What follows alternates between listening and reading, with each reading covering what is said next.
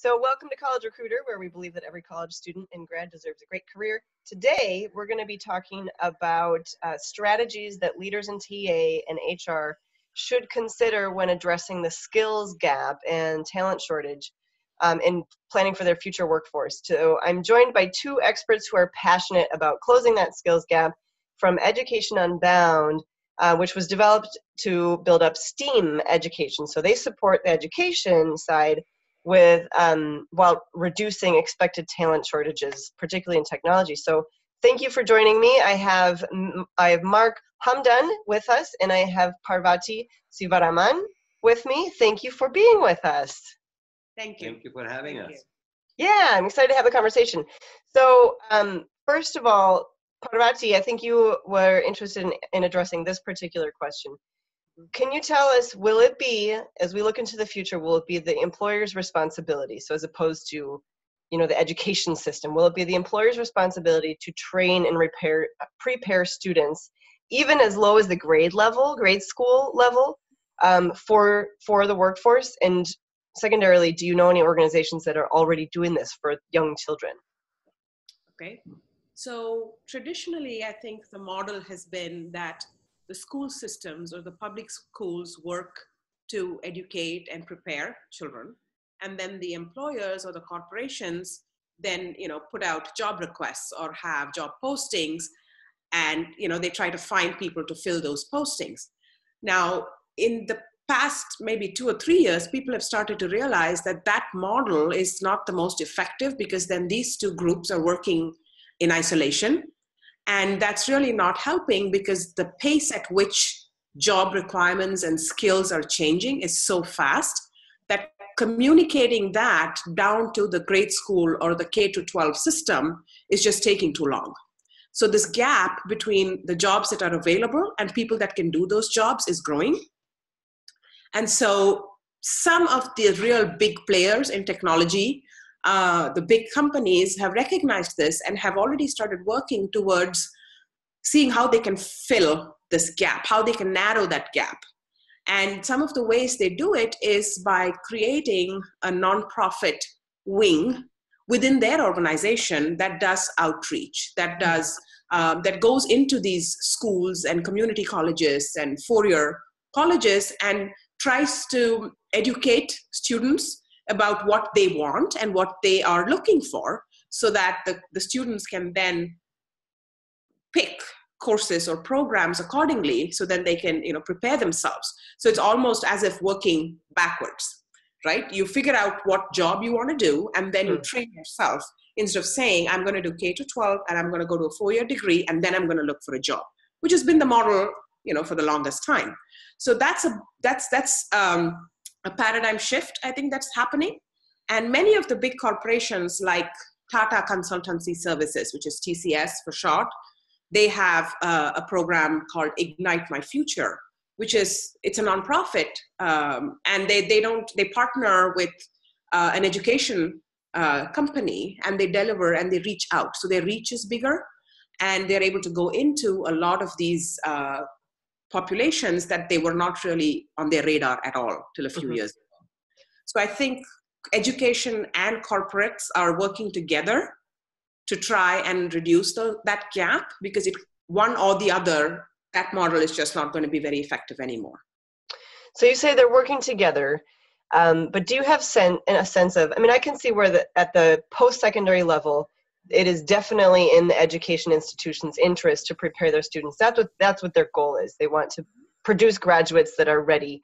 But if you go younger than the post-secondary level, are you seeing, or do you have a sense of how schools might respond to this? I could see one reaction being, don't hijack our curriculum.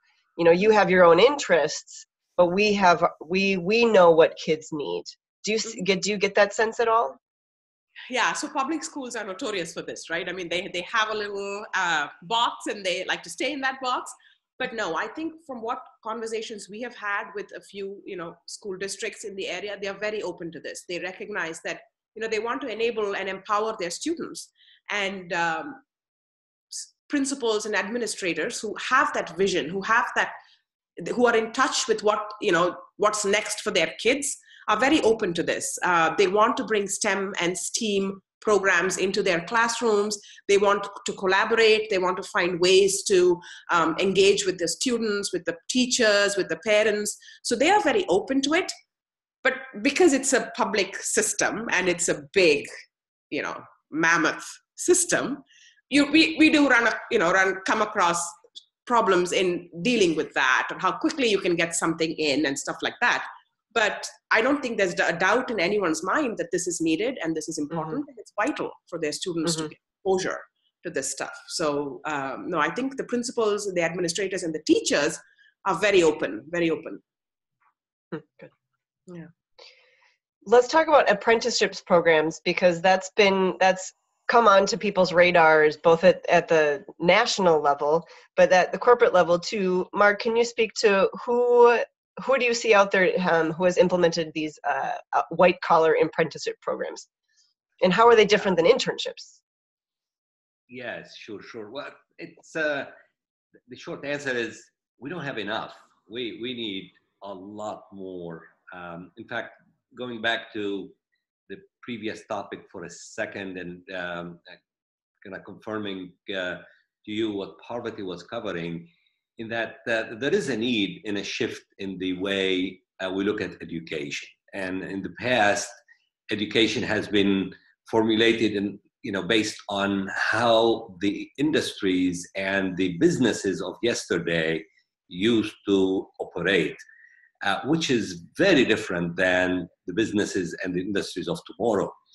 And if we continue to educate based on yesterday's norms, that gap and shortage of skills between the past, or between the skills available and the skills required, is going to continue to increase. And unfortunately for us as a country, our gap of education and later job creation will continue to fall behind some other countries that have made the shift, whether in Europe or in Asia, where the education systems have developed developed a little bit faster than we did to meet the needs of today. So having said that, apprenticeship is just a mean of education. Well, for example, if you look at internships, if you think about it, internships were simply supporting the education system. The focus is on education.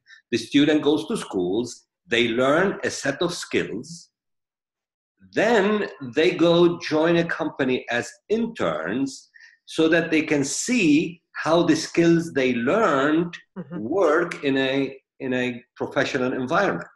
Well, apprenticeship is the opposite of that. Apprenticeship starts the focus from a work perspective. You are working in a company and you go to school to learn the skills that you need for your job. So you're starting from a totally different focus. And that's key, because essentially now with apprenticeship, with internship, it's the yesterday model where education drives industry and business. Apprenticeship is the way of tomorrow, where the business and the industry is driving the education needed and will help. Yeah.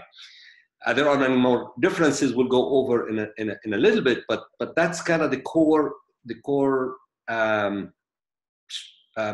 existential or structural difference between the two. I said there aren't enough apprenticeship in this country. Europe, as you know, is way more advanced in this, and many other countries. In fact, it's amazing, but this is an area where some third world countries are better at doing this than we are. I hope we catch up soon. And there are a lot of people that are starting to get us in that direction. And in fact, if you remember, the previous administration has set aside a significant, I believe it's $150 million or $175 million grant to help create more apprenticeship programs. Companies like Aon in Chicago, Zurich, which is actually a Swiss company, JP Morgan, Chase, Amazon, IBM. I mean, there are a lot of companies that are starting to create apprenticeship programs and roll them out. They're still small, 25 employees at a time. For a company like Amazon, that's very small, or for even a company like Aon, that's a very small number, but at least it's a good start. So when you say that compared to an internship where you start with education and then you fit the model is to really see how those skills fit the workforce, and the apprenticeship is the opposite. So the people who are accepted into apprenticeships, do you see, and I'm sure there's variance, but generally are employers looking for college grads to fill those apprenticeships? No, that's the beautiful thing that that model where every job requires a college degree needs to be changed. Not every job requires a college degree. In fact, there was a nice article, I emailed it to you separately, Anna, that goes over the just 10 jobs that don't require a college degree, and they, on average, people make an income of $80,000 and $90,000. That's not a small amount of money. In fact, I wish our teachers make that much money. But they don't require a college degree. And there's a list there of about 30 or 40 other jobs. These are all the term that's being coined these days, new collar jobs. They're not blue, they're not white, they're new. Oh, new college. Newer jobs that are being created that really, computer programmer is one of them. I had a company, as you know, a software development company, and the best programmers I had did not have a college degree.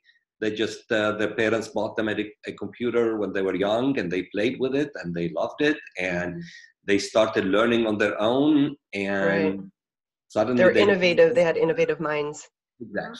So apprenticeship actually feeds into that beautifully, because it helps companies bring in on board people that don't necessarily have any degree. Maybe they have high school, maybe some level of education, but high level of interest in the topic.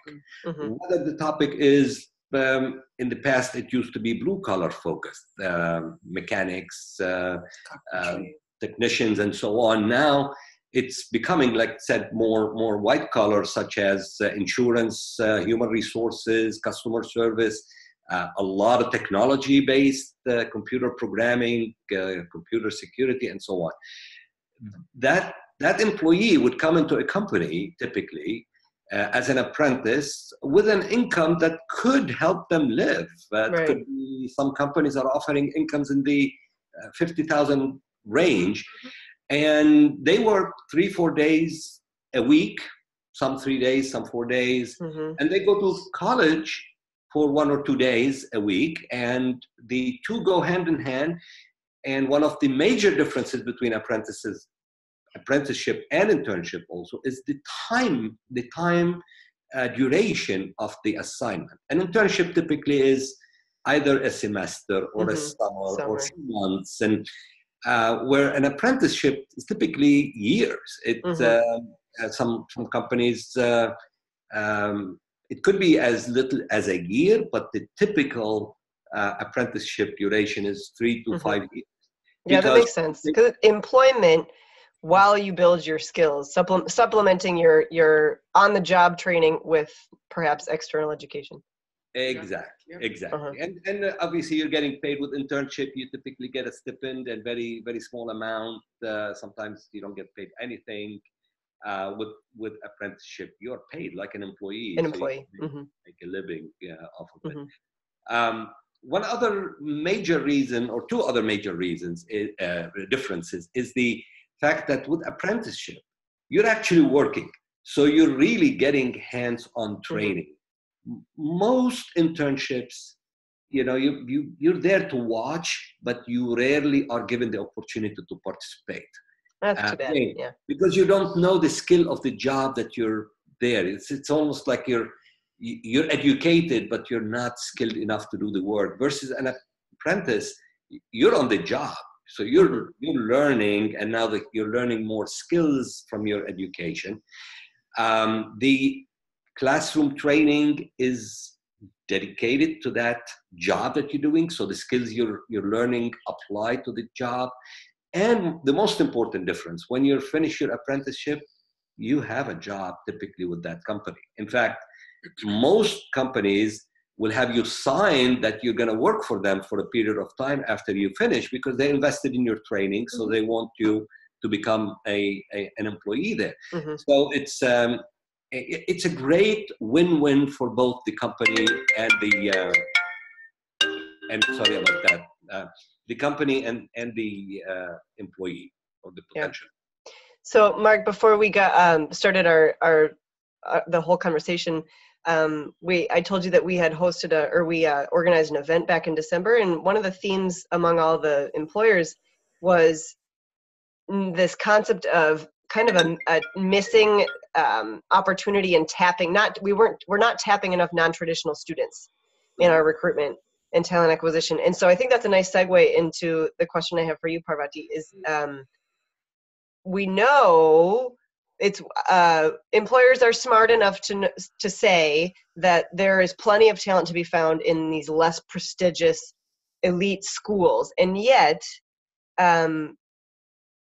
particularly larger employers that have established recruiting entry-level campus recruitment programs, they're hard pressed to really change those programs and dig deep or invest significantly in less prestigious top schools. So can you comment on, why is that? What is that resistance coming from recruiters and HR leaders? So I think it's largely just a big portion of it is just they're used to doing something a certain way, and it's been working, pretty fine for several years. So why reinvent the wheel? However, they are starting to find that there is a lot of untapped potential and talent that don't go to these top schools. There is, there's no correlation between how innovative or creative you are and how much money you have, or which social strata you come from, right? So I think companies have recognized that and have now trying to explore non-traditional pathways for their recruiting and the pipeline. How do they get these students? How do they know where to go and find them? While Maan and I were talking earlier today, and we said one of the challenges is for a big corporation is just knowing, how am I going to do this, right? They have a HR team, which is, 100 people. So how am I going to do this, right? I need some kind of a system. I need a protocol. I need a framework. I need to have a contact. How do I actually break this down? And I think one of the ways that these bigger corporations have tried to come up with a solution is by creating or reaching out to more community partners, like Education Unbound. So people that actually are at the grassroots level, who can actually point them to promising students. We can maybe conduct a camp in your facility that you can show us what you do and how you do it, and we bring 60 kids from low-income elementary schools or low-income middle schools. So that now that student knows that something like this exists in their area, and then they hopefully take it from there, right? Or they make a connection that day. They make a connection with someone who spoke to them, with a presenter, and then they keep that going. So many times when students are given that opportunity, or when they're given that window opens, then that just creates an environment for continued communication, interest, and then that becomes the pipeline. So we have been trying to reach out to many large corporations in our area, the Dallas-Fort Worth area, and try to see if they would be open to conducting field trips, where they actually show us how their warehouse works, for example, or how Southwest is a big player in this area. So how does your can you show us some women mechanics? What do they do? What does their job look like?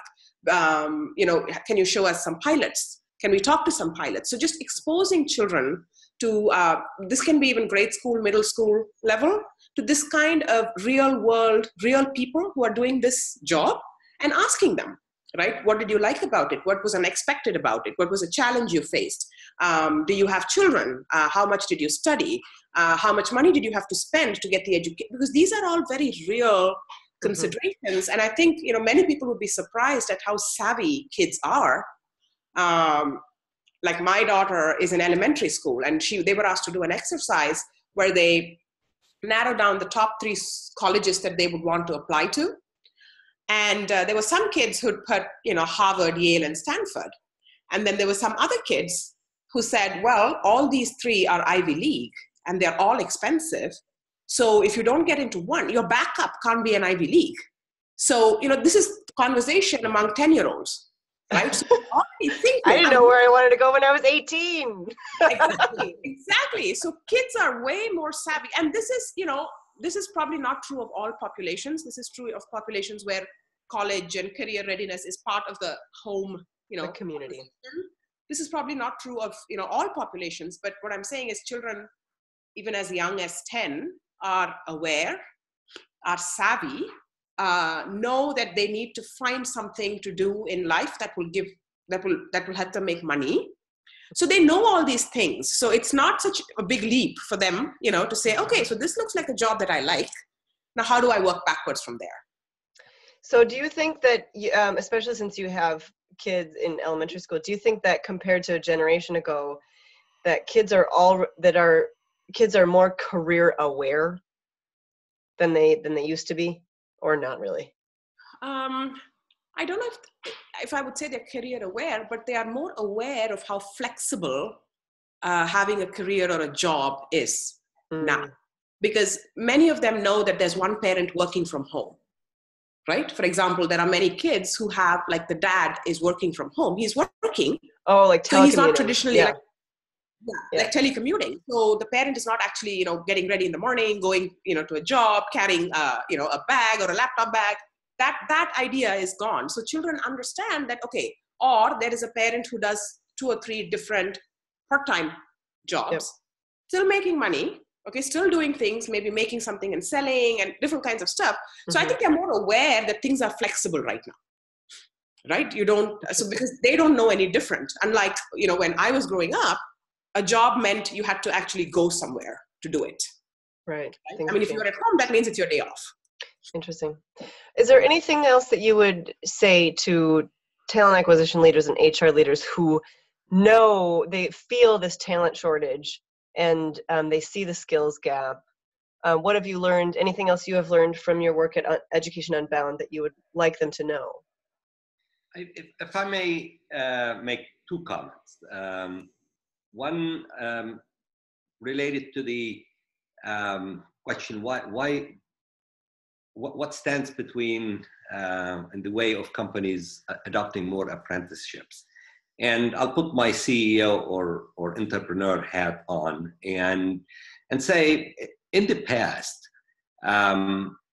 if the CEO had the option of hiring the talent they needed, after that talent got educated at their expense or the expense of the government, expense of someone else, and essentially they were able to hire them after all that education was done, the obvious choice was versus them bringing in someone and spending effort and money on training them. The option would have been very natural for a business person to say, well, I'm going to get someone who already made the investment. The situation today is different. The situation today is, in many cases, the choice is not between finding someone who made the investment in training or paying for the training. The choices for many CEOs now are between training the people that you need or not finding them and going on without these jobs being filled. So that a lot of CEOs need to be aware of that and start taking action. The second thing, though, with apprenticeship specifically, there are ways, and we encourage, and actually we will work as a nonprofit on helping CEOs develop programs where yes, they are making investment in the training of their people, but they will get a good return on that investment rather than looking at it as a wasted expense. It could be looked at as an investment with a return on that investment from that employee that got trained, because that's a win-win situation. I'm an example of that. When I was in college, a construction company actually paid for my education, and in lieu of that payment, I had to sign an agreement to go work for them after I graduated for a period of time. Well, guess what? It was a godsend at the time because I couldn't afford to do my education without that. So for me, that scholarship made the difference between me getting my education or not. Yes, I signed an agreement to go work for them, but the way I looked at it, it's not like, okay, now my choices were limited because now I have to work for this company. The way I looked at it at the time, I have guaranteed employment when I graduated. And presumably, well, that you would build transferable skills at your employer. Exactly. After I spent that time where the company made a return on their investment from my employment, which they paid me like everybody else, but they essentially got the skills they needed. Then I moved on to other things and moved on with my life. So the models like that can help. How long did you have to work there? What was the contract? Well, in that case, the contract was 3 years. I only had to work 2 years because the project finished. And so they released me early, but 3 years was my contract. I was not bad. So they benefited even more because they finished early. Yes, exactly. This happens all the time. You know, the other point I want to make in that. So just to wrap this up, in that apprenticeships could be designed so that they're not an expense to the company. They're actually partly people are actually doing work and being productive, and partly any investment in the education will be returned to the company many times over. So it's an investment. And I would just to kind of reiterate that in a different way is, while you have somebody working within your organization, building them almost from the ground up because they don't have the skills that you need yet, as if you have the right feedback loops put into place, what they learn and what you learn from them can really tie into your whole business strategy, because you have a window into what they are capable of. Whereas the old way, right, the internship way, is you don't know what they're coming with. You've got your plan, you have your strategy, and you're just kind of hoping that these people fit. Correct. Exactly. The only other point I would add here is really one of my first companies that I started was actually an executive search firm. So I was a recruiter myself, and my software company we built software for recruiters. So I'm close to the industry, and I see the recruiting job.